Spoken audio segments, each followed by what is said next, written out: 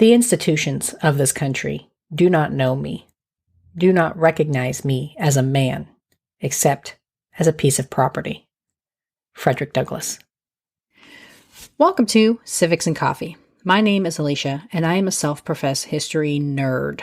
Each week, I'm going to chat about a topic on U.S. history and give you both the highlights and occasionally break down some of the complexities in history and share stories you may not remember learning in high school, all in the time it takes to enjoy a cup of coffee.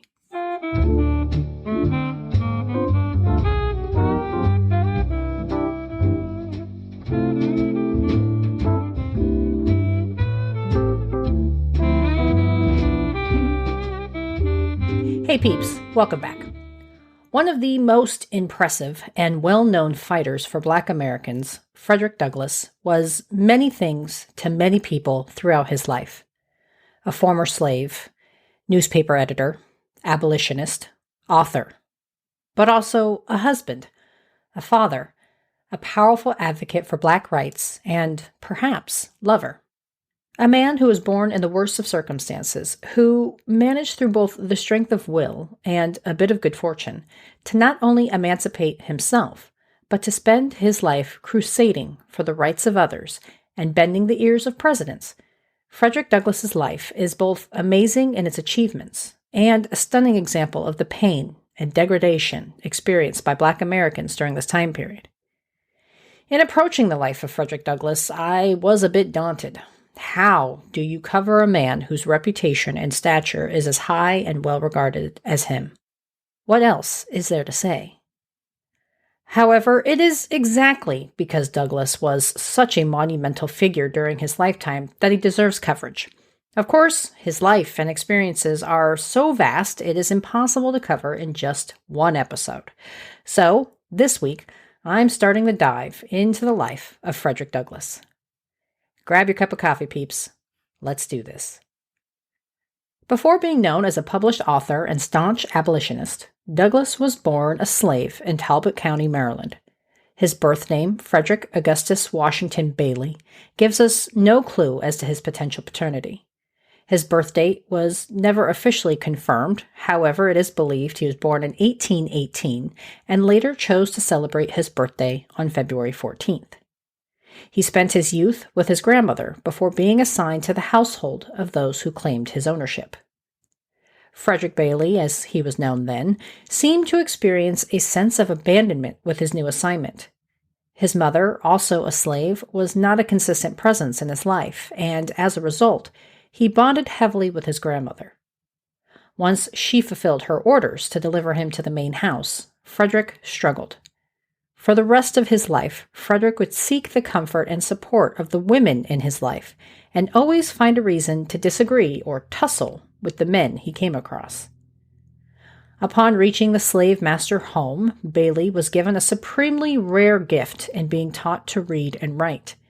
In a defiance of social and sometimes legal custom, the mistress of the household, Sophia Auld, taught young Frederick the alphabet, sparking a curiosity that would continue throughout his lifetime. Though born into a system that enslaved human beings, Frederick Bailey seemed to break the mold from the start.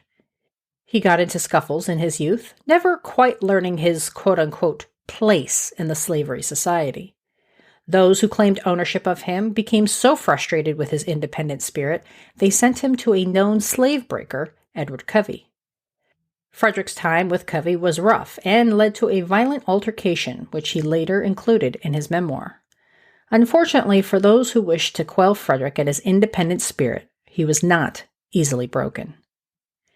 Throughout his time as an enslaved individual, Frederick experienced a number of close calls where he could have earned himself a sail to the Deep South. However, he was fortunate and managed to avoid a fate that would have likely eliminated any ability for him to become the powerhouse for change he is so well known for. The constant fighting and attempts to break Bailey into submission weighed on the young man, and he decided he could no longer take it and began planning his escape. Bailey would attempt to flee twice before being successful in 1838. It was with the aid and assistance of his future wife, Anna Murray, a free Black woman, that Frederick was finally able to secure his freedom. On September 3rd, armed with a train ticket, false identification papers, and a sailor's uniform, Frederick Bailey made his escape. Traveling first to New York, where he and Anna were married, then on to New Bedford, Massachusetts, the self-emancipated former slave would leave behind his former identity and take on a new surname, Douglass. Changing names was not uncommon for individuals who escaped their bonds, as changing their identity meant an extra layer of protection, and Douglass was no different. While some opted to change both their first and last names, Douglass decided he wanted to maintain Frederick and would only change his last name. The name Douglass came from poet Sir Walter Scott's Lady of the Lake, where a character had the name Douglass. Frederick decided he liked the sound of the name, and adding an extra S at the end, finalized the creation of his new identity. The Douglasses felt fairly safe in their new town. Not only was there a large free black population, but New Bedford was filled with Quakers, who were known for their abolitionist sentiments. Douglass could focus on finding work to support his family and not be as concerned with capture. He did just that, finding work loading oil into casks bound for New York. 1839 saw the birth of his first child, a daughter named Rosetta, on June 24th. She was followed by his first son, Louis, born on October 9, 1840. The Douglasses would have 5 children in total, losing only one in their youth due to illness, a good ratio considering the time period.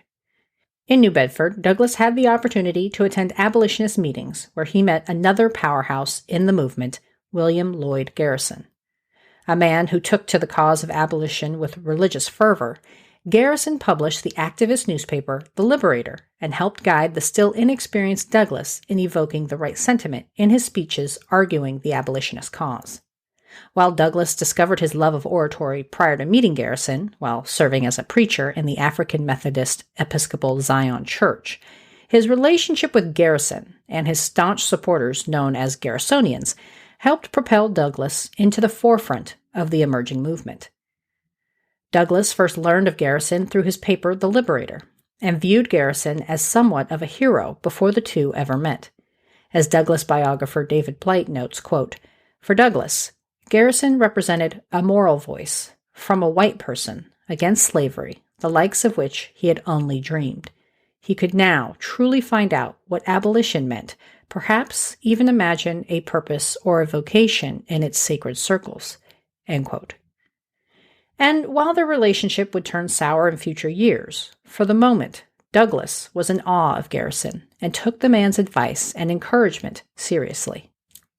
Douglass hit the road as a proud member of the Garrisonians and joined the speaking circuit, sharing his story and highlighting the traumas of the slave experience. While he was fearful of capture, he nonetheless traveled across the country and honed his skills as speaker and advocate for justice. What started out as a trial run to see if he had the chops developed into a lifelong commitment to the spoken and written word. Again, from historian and Douglass biographer David Blight, quote, "The young Douglass had not only found his calling, but he quickly emerged as a rising star in the first great reform movement of American history. This was only the beginning of a more than 50-year career for this incomparable orator." End quote. To say Douglass was busy on the speaking circuit would be quite an understatement. The new crusader for abolition would travel nonstop for several years, hitting hundreds of towns and cities, sometimes giving 2 speeches per day. In one tour over a 2-month period in 1842, for example, Douglass stopped in at least 42 different places to give his story. He seemed to have boundless energy and put all he could into speaking to as many people as possible to increase the movement's momentum. It was also exceptionally dangerous. Not only was Douglass a black man taking white America to task for the continued allowance of slavery and threatening a way of life cherished by many, he was also an escaped slave. Douglass would be verbally and physically attacked throughout his career, including one violent encounter in 1843 that left him with a broken hand. Despite the risks, Douglass found speaking in front of crowds was satisfying and enjoyable. But he also began thinking of different ways to share his story. As someone who had always had a love for the written word, Douglass began to develop the first edition of his memoir, Narratives of the Life of Frederick Douglass, which he published in 1845. His narrative provided an inside look to not only his life, but of the experiences shared by many held in bondage and the insults that came with it. In Narratives, Douglass opens with the knowledge that he, nor many of his fellow slaves, know his exact birth date. This was something that haunted him his entire life, even prompting Douglass to ask his former owner later in life if he knew of his birth date. Narratives sold 5,000 copies in just 4 months, which made it a smash hit. The publication of Narratives provided Douglass the opportunity to tour the world, giving talks in Great Britain and Ireland and championing the abolitionist cause. Douglass was not alone on his tour. Saddled with handlers, Douglass struggled with the perceived barriers and attempts at control of him and his message. Again from Blight, quote, "He was trapped in a deal that both offered him the world and stifled the kind of freedom he perhaps cherished most, the freedom of mind and of the words he would choose to express himself." End quote. The trip overseas is where the relationship between Douglass and Garrison began to strain.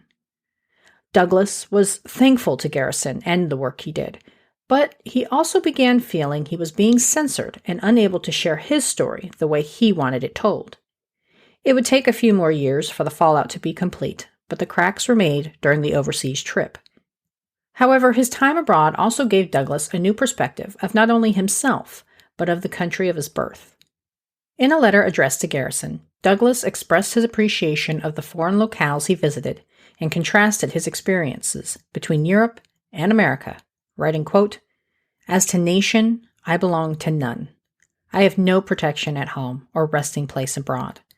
The land of my birth welcomes me to her shores only as a slave, and spurns with contempt the idea of treating me differently, so that I am an outcast from the society of my childhood and an outlaw in the land of my birth."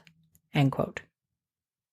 Continuing his comparative analysis of the two nations, Douglass wrote, quote, "Instead of the bright blue sky of America, I am covered with the soft gray fog of the Emerald Isle.